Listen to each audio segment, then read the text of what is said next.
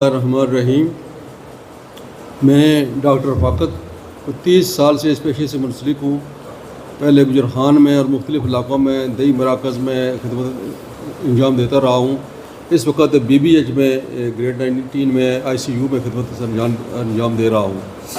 और 17 दिसंबर को मेरा एक ही बेटा था अब्दुर्रहमान, हाँ जी, वो एक YouTube चैनल चलाता था प्रॉपर्टी साइट के नाम से। मेट्रो सिटी में उसका एक दफ्तर था। वहाँ सब मेहमान आए, उन्होंने एक निजी महफिल थी, ओपनिंग सेरेमनी थी, उसमें वो भी शरीक था।